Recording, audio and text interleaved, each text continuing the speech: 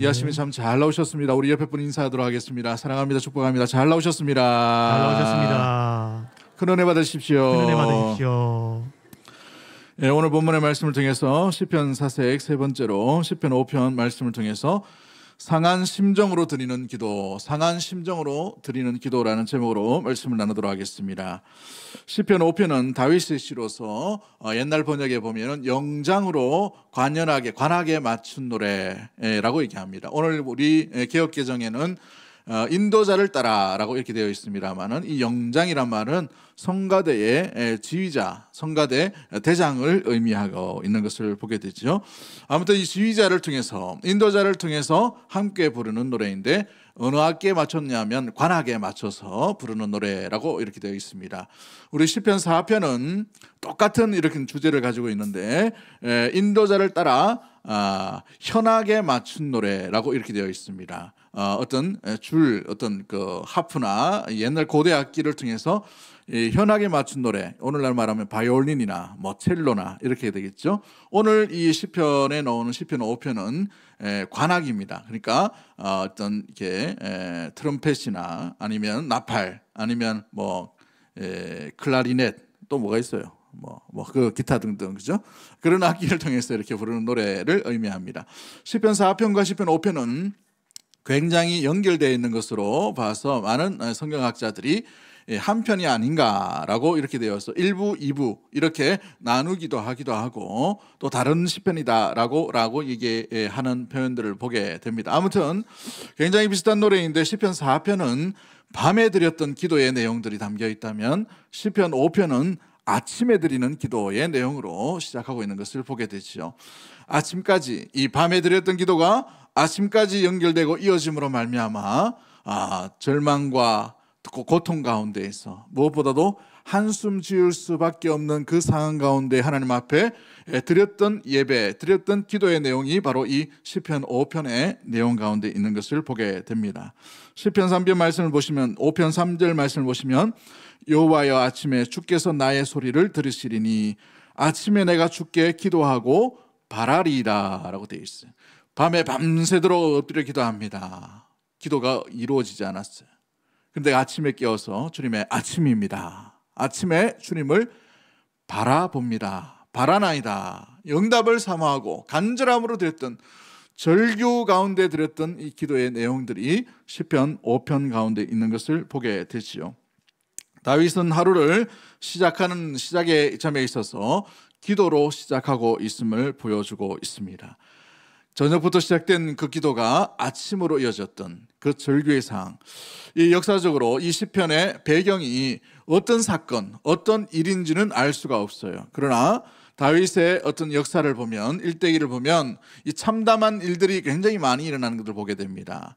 장인으로부터 쫓김을 당하여서 죽임을 당할 수밖에 없는 그런 아픔과 고통, 도망자의 신세, 광야에서의 숨어 지냄으로 말미암아서 음식과 또 물에 대한 이런 갈급함들, 또한 자기의 아들에게 쫓김으로 말미암아서 수많은 사람들에 의해서 조롱을 받던 것들, 자기의 충성스러운 신하들이 거짓말과 모함을 함으로 말미암아 이 다윗을 죽이려고 했던 그 참담함의 이 일대기를 돌아볼 때에 다윗의 모든 삶 가운데 있어났던 여러 사건들이 이 시편의 배경이 아닐까라고 이렇게 추정되는 것이죠. 시편 이 5편 전체의 이 구조를 잠깐 살펴보면 이렇게 되어 있습니다. 1절과 3절 말씀을 보면 나의 기도를 들어서서 탄식함으로 드렸던 그 기도와, 또 11절과 12절을 말씀해 보면 나를 지켜주시옵소서, 주님을 바라보며 보호자에 되시는 하나님에 대한 간청과 간구의 기도로 되어 있는 것을 보게 되고요. 두 번째 연결되어 있는 이 고리가 시편 이 5편의 4절과 6절 말씀에 악인을 미워하시는 하나님, 악을 미워하시는 하나님을 이야기한다면 9절과 10절 말씀 가운데 그 악인을 쫓아내시는 분, 그 쫓아내어 주시옵소서라는 간청으로 연결되어 있는 기도의 모습들을 보게 됩니다. 그 중심에 이 시편의 가장 핵심과 같은 내용이 뭐가 있느냐, 바로 이 7절과 8절 말씀 가운데 있는 것처럼 이런 참담함의 현실, 고통과 아픔의 현실 가운데 있어도 이 다윗이 놓치지 아니하고 갈망했던 그 갈망이 있는데, 그 갈망이 뭐냐, 주의 전을 향한 예배드림의 갈망, 예배드림의 그 사모함이 그 인생 가운데 있었음을 바라보게 되는 것이죠. 오늘 우리 이 시편 5편을 통해서 우리가 알 수 있고 배울 수 있는 것은 무엇입니까? 아침부터 울어야 되고 이 기도가 밤부터 시작된 그 기도가 아침까지 연결되어 있던 이 참담과 한숨 짓는 것과 절규 가운데 있는 이 시 가운데에서 우리가 발견할 수 있는 교훈은 무엇일까요? 첫 번째가 우리가 기억해야 될 것은 1절부터 3절까지 말씀 가운데 있는 내용처럼 헤아릴 수 없는 아픔과 절규를 가장 먼저 다윗이 무엇으로 해결하려고 하고 있습니까? 기도함으로 나아가고 있다는 사실인 것이죠. 그렇습니다. 다윗은 어떤 삶에 있더라도 어떤 형편의 가운데 있더라도 그 삶 가운데 기도를 놓치지 않고 있다는 것을 말해주고 있지요. 요즘 우리 사회를 보면 정말 참담한 일들이 많이 일어나는 것을 보게 되고 한숨 지을 만한 일들이 참 많이 있는 것을 보게 됩니다. 우리 1절 말씀에 보면 내 심정을 헤아려 달라라고 이런 구절이 있어요. 내 심정을 헤아려 주옵소서. 근데 이 내 심정이라는 말은 이 히브리 말로 이 표현하면은 나의 한숨 소리를 들어주소서라는 표현입니다. 속으로 드러내지 못하고 속으로 한숨 지을 수밖에 없는, 그죠? 한숨을 낼 수밖에 없는 그 고통과 아픔 가운데, 절규 가운데 다윗이 고백하고 있는데 그 한숨을 누구에게 아뢰고 있습니까? 하나님께 아뢰고 있는 것을 보게 되지요. 오늘날 시대 가운데도 이 한숨 짓는 일들이 참 많이 있는 것을 보게 됩니다. 지하철을 탔는데 안전한 그 지하철에서 칼을 휘두르는 사람이 있는 반면에 산책로를 타고 이 운동하러 나갔다가 그만 죽임을 당하는 이런 안타까운 일들도 일어나는 것을 보게 되지요. 저 선진국이라 말하는 이 미국의 하와이 얼마나 좋은 곳입니까? 이 관광지로 유명한 곳이지요. 그 관광지인데도 불구하고 산불을 제어하지 못하고 그 산불이 이 도시로 번짐으로 말미암아 2,200채가 불에 타서 없어지게 되는 일들이 일어납니다. 1,000명이 실종되는 일들이 일어났어요. 어느 뉴스를 보니까 또 아버지가 아들을 살리기 위해서 아들을 안았어요. 그런데 안은 채로 불타버렸어요. 얼마나 안타까운 일들이 일어나는 것을 보게 됩니다. 하루아침에 이와 같은 일들이 우리 가운데에 정말 표현할 수 없는 안타까움, 표현할 수 없는 절규, 표현할 수 없는 것으로 인하여 한숨 지을 만한 상황들이 우리의 직장과 일반 삶 가운데, 우리의 가족들 가운데에서 내 남편, 내 아내를 통해서, 내 자녀를 통해서, 아니면 이웃과 온 세계 가운데에서 이와 같은 한숨 쉬는 일들이 일어나는 오늘날의 시대 가운데에 시편 기자의 그 마음처럼 같은 그런 의미들이 우리 가운데 일어나는 것들을 보게 됩니다. 그와 같은 절규와 한숨 짓는 상황 가운데도 시편 기자는 놓치지 않는 것들이 있는데 그 놓치지 않는 것이 무엇입니까? 바로 그 한숨 짓는 절규의 순간을 하나님께 아뢰고 있다는 사실이죠. 1절부터 3절까지 말씀해 보면 하나님을 찾는 것들로 채워져 있는 것을 보게 돼요. 여호와여. 그리고 2절 말씀 가운데 보면 나의 왕이십니다. 나의 하나님입니다. 그 하나님이 나의 하나님이십니다. 라고 말하고 난 뒤 3절에 다시 여호와여 라고 이렇게 표현하고 있는 것을 보게 되죠. 모든 것이 기도로 감싸고 있는 1절부터 3절까지 내용이 있는데 그 기도의 절개가 어떤 것들로 되어 있습니까? 1절부터 3절까지 말씀을 보면 기울이사 헤아려 주시고 들어주시고 들으시리니 이제 기도하고 뭐 한다라고 되어 있습니까? 바라리라 라고 이렇게 믿음의 간구에 믿음의 기다림으로 소망 가운데 나아가고 있는 시편 기자의 모습을 보게 됩니다. 그리고 3절 말씀에 보면 아침에라는 단어를 2번이나 쓰고 있어요. 아침에 라고 되어 있죠. 전에도 말씀드렸던 것처럼 이 절규에 가까운 고통의 소리, 이 밤부터 시작된 이 기도의 내용들이 아직 이루어지지 아니하고 아직 응답되어지지 아니하고 아직 상황이 변하지 아니하고 아직 내 삶 가운데 뭔가 나타나고 드러나는 구름 한 조각이 없는 그런 상황 가운데도 다윗이 그 아침을 맞이했다는 거예요. 마치 우리가 치면은 40일 우리 작전 기도하고 금식 기도를 했어요. 어떤 분은 100일 하신 분도 있고 이런데 40일 기도하고 나는데 뭔가 제목을 두고 기도를 합니다. 간절히 기도해요. 하나님 앞에 곡기를 멈추면서까지 기도합니다. 39일이 됐어요. 아직 응답이 없어. 얼마나 조마조마합니까? 뭐 표정이 왜 이러는가 모르겠네. 얼마나 마음 가운데 하나님 하루 남았습니다. 그 아침이 되었어요. 다음날 아침 40일 되었어요. 40일 되었는데 아무런 응답이 없어요. 아무런 기다림 가운데 뭔가 하나님의 역사하심 일하신 누군가 사람 하나, 뭔가 사건 하나, 뭔가 전화 한 통이 없는 그 상황 가운데 아침이 되어버렸어요. 100일 기도 실컷 했는데 99일까지 아직도 아무 일도 일어나지 않았어요. 100일 아침이 되었는데 아직도 일어나지 않았어요. 하나님, 이제 아침입니다. 어찌하시려고 합니까? 하나님 도와주시옵소서 바랍니다. 주님 기다립니다. 이 마음이 바로 이 시편 기자의 마음이라는 것을 의미하고 있지요. 여러분, 기도하는 가운데 있어도 다윗이 무엇보다도 주님을 바라봄으로 말미암아 주님을 사모하고 기다리고 있다는 것을 말해주고 있는 것입니다. 누구를 의지하고 있는 것이에요? 그 위기 상황 가운데, 한숨 지을 만한 상황 가운데, 정말 말이 안 나오는 그런 참담한 가운데 주님을 바라고 주님을 기다리고 있는 다윗의 모습을 보게 되지요. 그는 무엇보다도 참담한 이 일들, 현상 가운데 뭔가 새로워지지 아니하고 변화가 일어나지 아니하고 바뀜이 없고 전혀 어떤 기적과 이적이 일어나지 않는 그 상황 가운데도 기도를 멈추지 않았다는 것이죠. 기도의 실망 가운데 있는 것이 아니라 기도의 소망을 가지고 나아갔던 것을 말해주고 있다는 것입니다. 주님을 의지하고 있는 것이죠. 그렇습니다. 기도는 하나님을 의뢰함을 가지고 있는 것을 보게 됩니다. 그 기도를 할 때에 가장 중요한 태도가 뭐냐면, 밤과 아침까지 했다는 말은 기력이 굉장히 쇠했다는 말이죠. 내 힘을 온전히 뺐다는 것을 의미하고 있습니다. 그렇습니다. 기도는, 참된 기도의 자세는 내 힘을 빼고 온전함에 주님의 힘을 의지하는 것이 기도의 출발이요, 기도에 응답받을 자세인 줄 믿습니다.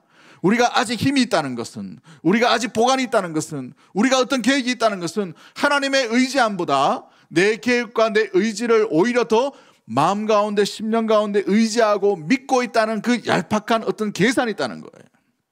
하나님 앞에 기도할 때에 이 계산을 포기하셔야 돼요. 내 힘을 가지고 있어요.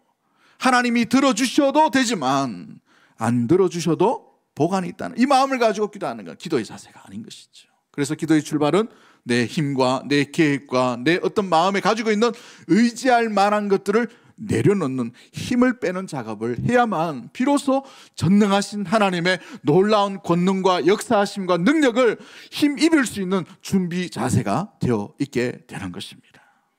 기도하는데 내어 맡김이 없는 자세로 기도한다는 것은 기도의 준비가 되어 있지 않은 것이죠. 그러므로 기도의 기본은 내어 맡김으로 시작되어 가는 것입니다. 내어 맡기지 못하면 이루심도 하나님의 능력도 기대할 수가 없기 때문에 그런 것이죠. 베드로전서 5장 7절 말씀에 뭐라고 말씀하십니까? 너희 염려를 다 누구에게 맡기라고 되어 있어요? 주께 맡기라고 되어 있어요. 그런데 뭘 맡기라고요? 다 맡기라고 되어 있어요. 그 염려하는 것을 다 맡겨야 되는데 우리는 계산적이에요. 여러분, 여러 가지 계산을 하는 것이죠. A안, B안, C안, D안 이렇게 계산합니다. 너무 자기 계획에 철저하다 보니 하나님이 계획하시는 계획이 들어올 자리가 없어요. 기도가 준비가 되지 않는 모습인 것이죠. 기도는 하나님의 뜻이 이루어지는 것이에요. 내 뜻이 이루어지고 내 뜻이 펼쳐지는 것이 아니에요.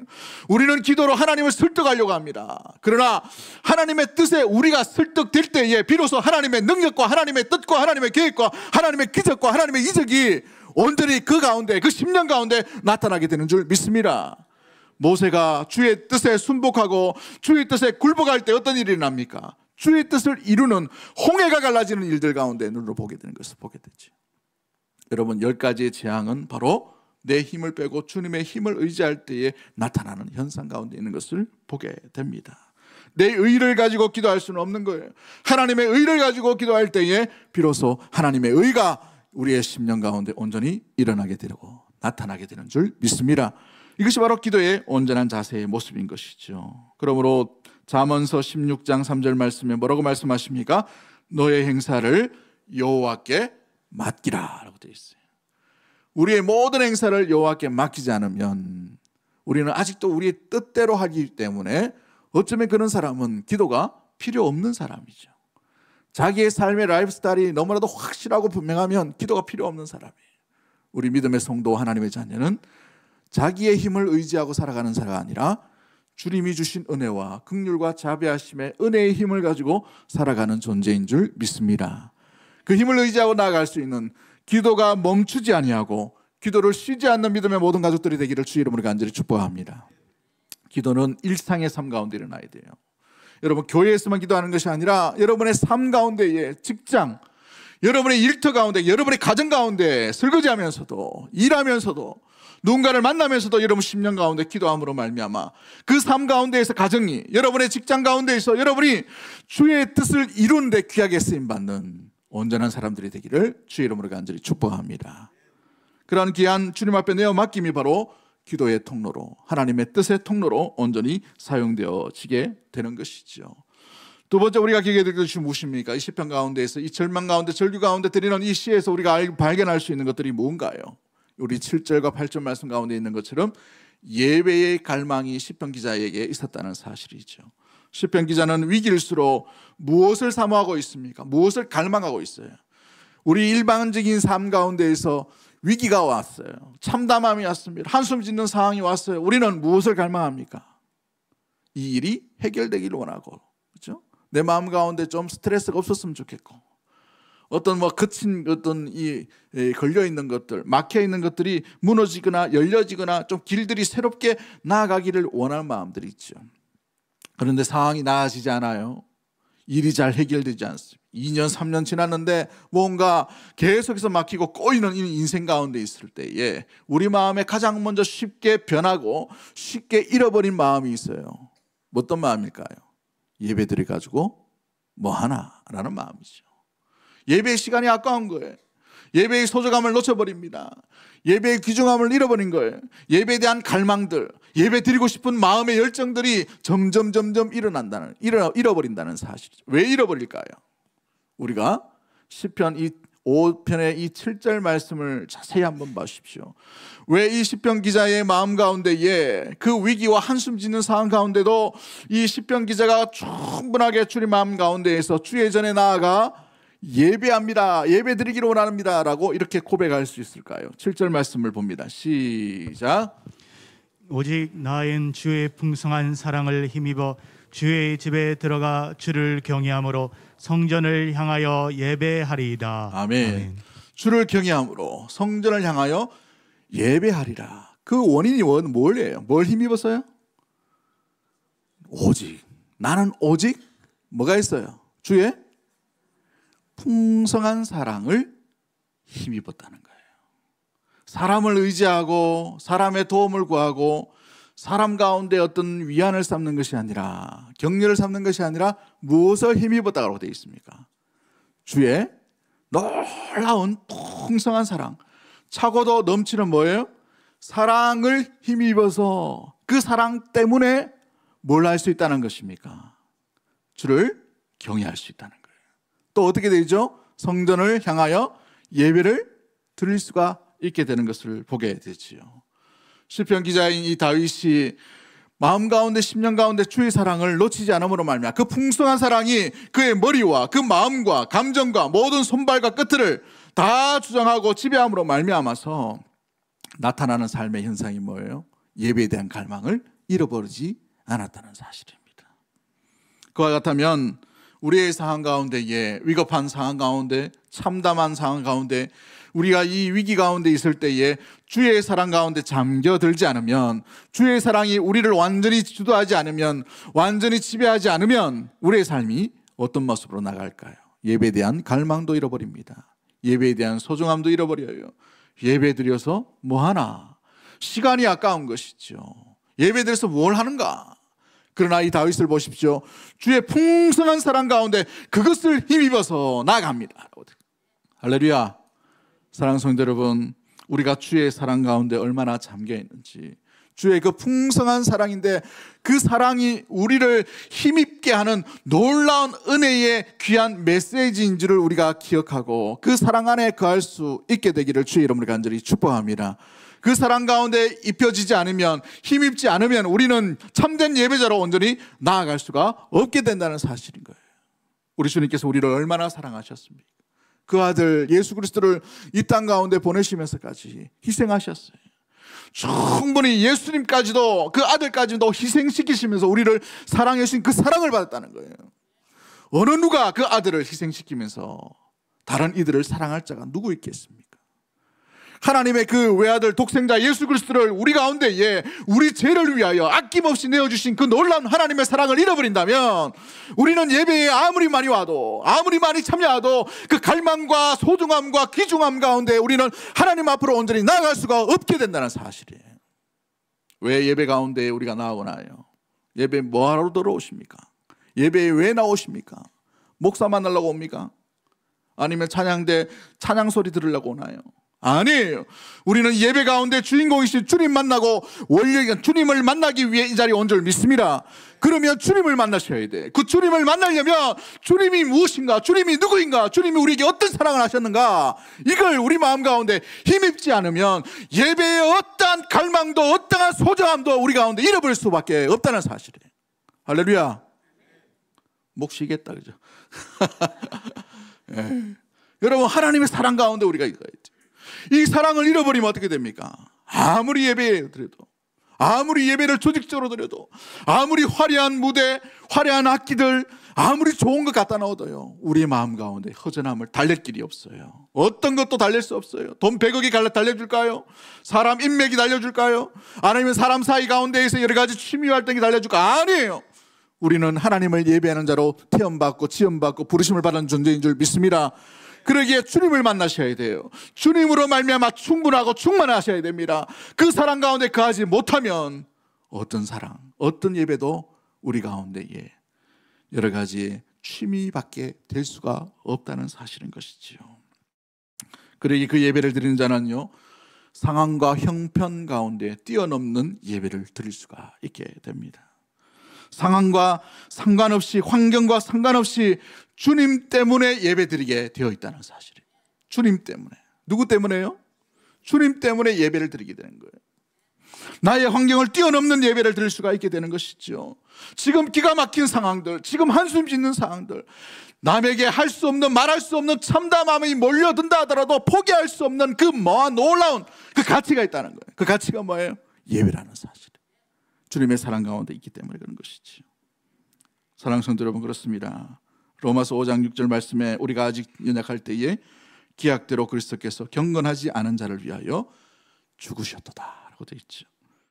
에베소서 2장 5절 말씀, 허물로 죽은 우리를 그리스도와 함께 살리셨고 너희는 은혜로 구원을 받은 것이라, 선물로 받았다는 것입니다. 그러기에 신앙, 믿음이라는 것은 환경을 보고 주님을 믿는 것이 아니에요. 우리가 가난하기 때문에, 우리가 어려움에 처했기 때문에 주님을 만나는 것이 아닙니다. 모든 상황 가운데 주님은 주님을 찾는 자를 만나 주시는 분인 줄 믿습니다. 그렇기 때문에 우리가 믿음 가운데 이 환경을 초월한, 환경이 될 때도 있고 되지 않을 때도 있어요. 열릴 때도 있고 막힐 때가 있어요. 답답할 때가 있고 시원할 때가 있어요. 그러나 이 환경과 상관없이 우리는 주님 앞으로 나아가야 될 이유가 바로 여기에 있는 것이죠. 그것이 예배이고 그것이 믿음 가운데 있는 것을 보게 됩니다. 좋을 때만 예배드리고, 기쁨이 있을 때만 예배드리고, 뭔가 채워질 때만 예배드리고, 이건 아직도 우리가 환경과 조건을 가지고 주님을 섬기는 모습들이 될 수밖에 없는 것이죠. 다니엘의 세 친구를 보십시오. 그들의 형편은 죽음의 위기 가운데 있었어요. 금신상, 이 왕의 신상을 갖다가 여기 절하지 않으면 다 죽이리라라는 그 왕의 명령 앞에 그들은 어떻게 합니까? 풀무불을 선택합니다. 그게 달궈진 불 속을 선택해요. 죽음을 선택하는 것이죠. 그런데 뭐라고 고백합니까? 우리가 믿는 하나님이 이 풀무불 속에서도 우리를 건지시겠고 그리 아니하실지라도, 옛날 번역에는 그리 아니하실지라도, 그렇지 아니할지라도, 요즘 번역은 그렇게 되어 있습니다만 그렇지 않더라도 우리는 하나님을 선택합니다. 왕의 금신상을 선택할 수 없습니다. 환경을 뛰어넘고 환경이 좋아서 하나님을 선택한 것이 아니기 때문에 그런 거예요. 포로로 끌려왔습니다. 고통 가운데 있어요. 죄인 신분입니다. 죽음의 형장 가운데 나갈 수밖에 없는 그런 상황이지만 그럼에도 불구하고 그것을 뛰어넘은, 오직 주의 그 풍성한 사랑을 힘입어서 나는 주님을 섬깁니다. 주님 앞에 예배합니다. 예배자의 삶을 온전히 살아가는 것을 보게 되지요. 한나라는 여인이 있었어요. 결혼했지만 딸도 없고 아들도 없죠. 자녀를 낳지 못했습니다. 그래서 남편이 처벌두게 되었습니다. 보닌나라는 여인을 데리고 왔어요. 근데 이 분인나는 결혼했는데 자녀를 숨풍숨풍 잘 낳아요. 얼마나 배 아프겠어요. 그런데 가만히 있으면 되는데 이 분인나가 뭘 합니까? 한나에 대해서 격동케 해요. 격동케 했다는 말은 심리적으로 그 사람을 완전히 다운해버린 거예요. 완전히 이렇게 기력을 상하게끔 마음 가운데 낙담하게끔 요동쳤다라는 말입니다. 아주 못된 말을 했겠죠. 비꼬는 말을 했겠죠. 여러 가지 상황 가운데 인격적인 모독을 했겠죠. 둘이 있을 때 그런 일들이 납니다. 누구에게 이야기하겠어요? 하소연할 데가 없어요. 그래서 어디로 나갑니까? 절기마다 여호와 앞에 그 여가 온전히 나아가는 것을 보게 돼요. 보통 우리 같으면 뭐 저런 게 다 있나 해서 머리끄댕이 붙잡고 한번 싸우든지 뭐 이렇게 했을 텐데, 이 여인은 온전한 마음으로 예배드림을 포기하지 않았어요. 여러분, 마음이 막 심란해요. 한숨 짓는 상황이에요. 정말 욕하고 싶은 상황이에요. 정말 마음 가운데 무엇보다도 10년 가운데 너무너무 낙담될 그런 상황이었어요. 예배드리고 싶지 않는 마음이었을 것입니다. 그런데 그녀는 놓치지 아니하고 어디로 나갑니까? 절기 때마다 온전히 주님을 찾는 자리를 포기할 수가 없었어요. 왜요? 하나님의 그 놀라운 풍성한 사랑을 힘입었기 때문에 그러한 줄 믿습니다. 그러기에 믿음의 삶, 예배자의 삶은 환경 때문에 하나님을 섬긴다, 환경 때문에 하나님을 예배한다가 아니, 환경이 어떠하든지 나 가운데 어떤 상황 가운데 연약함이 있다 하더라도, 아직 밤이 있고 아직 아침 가운데 응답이 일어나지 못한 상황 가운데 왔다 하더라도, 아직 여전히 한숨 짓는 상황이 왔다 하더라도 예배를 포기하지 않는 자의 삶의 모습들로 나아가게 되는 줄 믿습니다. 바로 이것이 바로 참되게 예배하는 자의 예배의 삶인 것이죠. 아브라함을 보십시오. 처절하리만큼 고통의 시간을 보내는 것을 보게 됩니다. 주님이 어느 날 모리아산으로 와서 예배드리라, 제사드리라 라고 말하시오. 말씀 가운데 얼마나 순종하기 좋은 말씀이에요. 그런데 뭘 가지고 오랍니까? 제물을, 자기 아들을 데리고 와서 모리아산에 갔다가 바치라는 거예요. 예배의 자리였어요. 근데 그 예배의 자리 가운데에서 어떠했습니까? 그 모리아산, 그 아픔 가운데 어떤 일들이 납니까? 여러분, 그 3일 길을 걸어가는데 얼마나 절규했겠어요. 마음 가운데 있었습니다. 그러나 아브라함은 침묵했어요. 그 고통과 아픔 가운데 있었습니다. 상황 가운데 있었어요. 그럼에도 불구하고 그것을 잃어버리지 않았어요. 하나님 앞에 예배드리는, 하나님을 찾는 것, 하나님을 붙드는 것, 하나님의 그 풍성한 사랑 가운데 의지함으로 말미암아 그 예배의 자리로 나아가는 것을 보게 되죠. 아들이 묻습니다. 아버지, 다 있는데 재물이 없네요. 그럴 때 그 아들을 잡아다가 어떻게 합니까? 재물로 갖다 바치려고 하는 그 순간에 하나님께서 나타나셨어요. 그 믿음을 확인하셨다는 거예요. 이 아들보다도, 그 환경보다도, 주신 그 조건보다도 아브라함이 선택한 게 뭡니까? 하나님을 선택했기 때문에 그런 것입니다. 하나님이 더 돕기 때문에 그런 거예요. 하나님의 그 풍성한 사랑을 의지함으로 말미암아 참되게 예배드림으로 나아가게 된 것이죠. 사랑하는 성도 여러분, 그렇습니다.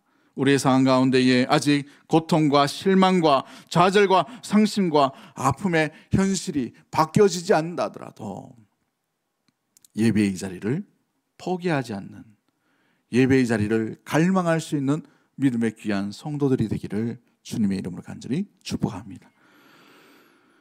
세 번째, 우리가 기억해야 될 것이 무엇입니까? 우리가 11절과 12절 말씀을 통해서 우리가 알 수 있는 것은 하나님의 오래된 침묵, 밤이 지나고 아침이 되었다 하더라도 하나님의 그 침묵 가운데 하나님을 오해하지 말아야 한다는 사실입니다.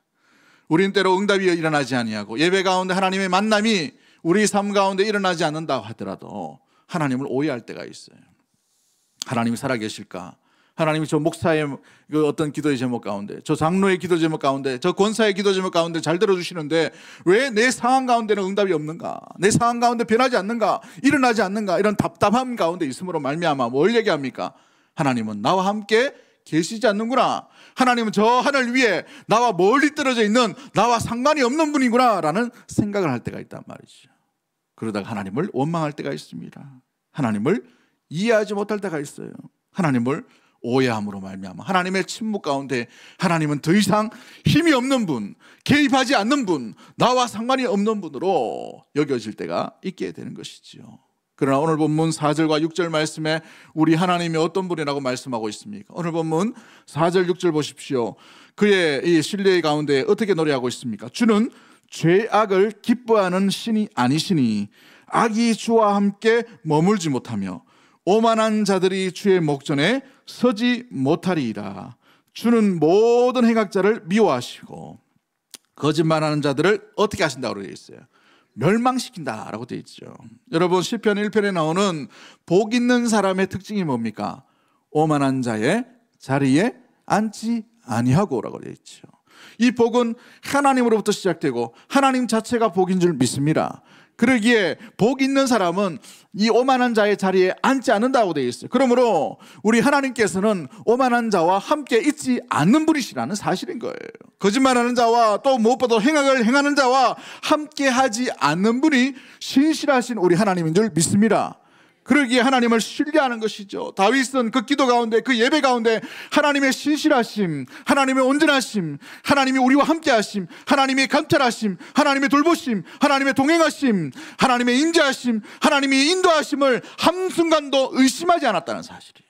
하나님을 신뢰했다는 말이죠. 그렇습니다. 우리의 기도와 우리의 예배 가운데 하나님의 신뢰를 잃어버리면 예배가 어찌 보면은 이 요식행위와 같은 그런 일들이 일어나게 돼요. 습관적으로 드리는 예배, 습관적으로 드리는 기도로 나아갈 수밖에 없는 것을 보게 되죠. 그러나 하나님을 신뢰함으로 말미암아 아직 구름 조각이 떨어지지 않아요. 아침임에도 불구하고 아직 응답이 없어요. 그러나 하나님을 향한 한결같은 마음은 취소되지 아니하고 그 마음 그대로를 하나님 앞으로 온전하게 나아가는 놀라운 믿음의 모습들을, 태도를 가지게 되는 줄 믿습니다. 그러한 하나님을 오해하지 않는 믿음의 우리 모든 가족들이 되기를 주의 이름으로 간절히 축복합니다. 그러기에 시편 3편에도 내가 기도하고 바라리이다 라고 말하는 것이죠. 바라는 자에게 응답을 하시는 주님인 줄 믿습니다. 시편 31편 24절 말씀처럼 여호와를 바라는 너희들아 강하고 담대하라 라고 되어 있어요. 주님을 의심하지 않는 믿음의 모든 가족들 되기를 주의 이름으로 간절히 축복합니다. 시편 31편 19절 말씀에도 뭐라고 말하고 있습니까? 주를 두려워하는 자를 위하여 쌓아두시는 애 곧 주께 피하는 자를 위하여 인생 앞에 베푸신 은혜가 어찌 그리 큰지요. 그 큰 은혜를 여러분의 그 참담함과 한숨 짓는 상황 가운데에서 주님의 큰 은혜를 발견할 수 있게 되기를 주의 이름으로 간절히 축복합니다. 물러서지 마세요. 고난 앞에, 한숨 지음의 현실 앞에 무너지지 마십시오. 여러분 그 고난보다, 그 현실보다 우리 하나님이 더 크신 분인 줄 믿습니다. 모든 환경을 다스리시는 분이 우리 하나님이신 줄 믿습니다. 온 우주 만물을 다스리시고 우리를 주관하여 주시고 우리보다 우리의 앞날과 우리의 답을 아시는 분이, 인생의 모든 지름길을 아시는 분은 우리 하나님인 줄 믿습니다. 그러기에 하나님을 오해하지 말고 하나님을 끝까지 신뢰할 수 있는 우리 믿음의 모든 가족들이 되기를 주의 이름으로 간절히 축복합니다. 불가리아라는 나라에 하랄린 포포프라는 목사님이 계셨어요. 아주 시골 작은 마을에서 태어나서 10대 청소년 때 예수님을 알게 되었습니다. 예수를 믿고 자라서 목사님이 되셨어요. 그런데 이 불가리아라는 나라가 소련 연방이 되어버렸어요. 그래서 공산당이 모든 나라를 지배하게 되었어요. 그래서 대표적으로 교회를 핍박하고 탄압하는 일들이 일어나게 되었습니다. 교회마다 문을 닫게 했어요. 교회마다 복음을 전하는 일들을 금지하게 되었다는 것이죠. 그래서 이 포포프라는 목사님이 함께 모든 이 목사님들과 함께 이 일에 대해서 부당함을 이야기하고 저항운동을 일으키게 되었습니다. 그런데 싹 다 잡히게 되었어요. 비밀 경찰들에게 다 잡혀서 감옥에 들어가게 되었습니다. 그런데 하필이면 이 포포프라는 목사님은 이 불가리아라는 나라의 신실한 이 목사님들 중에서도 아주 신실하신 목사님이고 대표적인 목사님이셔서 대표적으로 더 큰 고난과 또 고문을 받게 되었습니다. 다른 사람은 그냥 감옥에 있다면 이분은 족쇄에 이 칼날, 이 톱날이 갇혀 있는 이 족쇄를 체험만 했고요. 거꾸로 매달린 채 책찍도 여러 번을 맞게 되는 심각한 고문을 받게 되었어요. 그런데도 이 포포프 목사님은 감옥에서 만나는 사람들마다 예수 그리스도를 증거하고 복음을 전하게 되었습니다. 이것이 너무나도 꼴보기 싫었던 간수와 공산당이 발각되면 다른 감옥소로 이감을 시켜버리는 거예요. 보내버리는 것이죠. 거기 가서 또 매맞고 또 고문 맞고 해도 또 복음을 전하고 다른 사람을 만나면 또 복음을 전하고 이렇게 하다가 16번이나 걸쳐서 이감을 하게 됩니다. 16번에 걸쳐서 다른 감옥을 옮기게 되었어요. 무려 13년의 세월 동안 감옥에 갇히게 된 것이죠.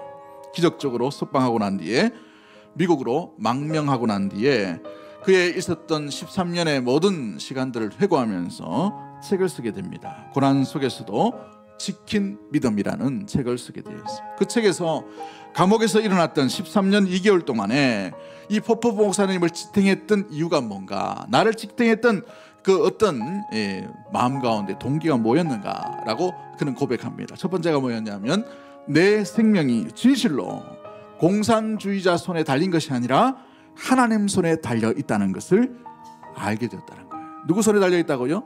하나님 손에. 내 생명은 하나님 손에 달려 있다는 거예요. 두 번째가 뭐냐면, 이 13년의 고통 가운데에 이 목격했던 것들을 하나님이 반드시 뭔가 사명을 주시겠다라는 그 마음이 들었다고 합니다. 그래서 언젠가는 세상 사람들에게 내가 목격한 것을 증언할 수 있을지도 모른다라는 이 마음의 소망과 희망을 간직하게 되었는 것이죠. 이것이 그의 사명이 되게 된 것입니다.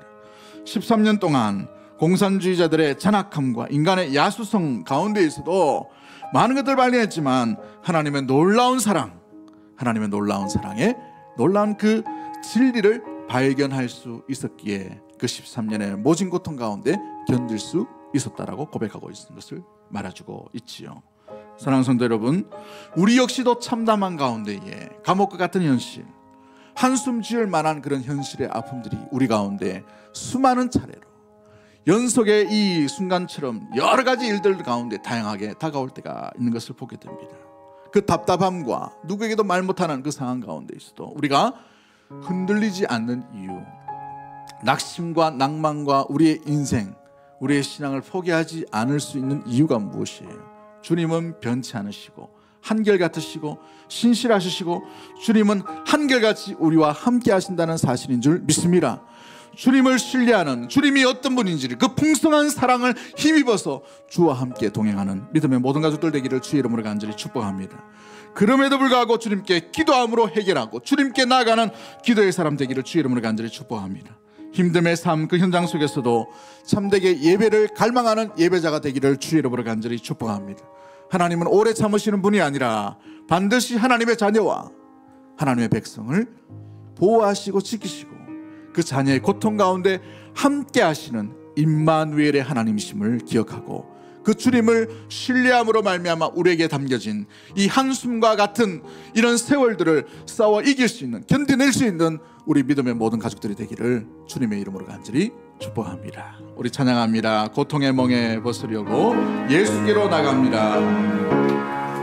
자유와 기쁨 베푸시는 주께로 나갑니다. 믿음으로 고백합니다. 고통의 멍에 벗으려고 예수께로 나갑니다. 예수께로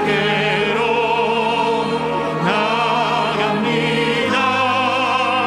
자유와 기쁨을 베푸신 주께로 나갑니다. 주께로 갑니다.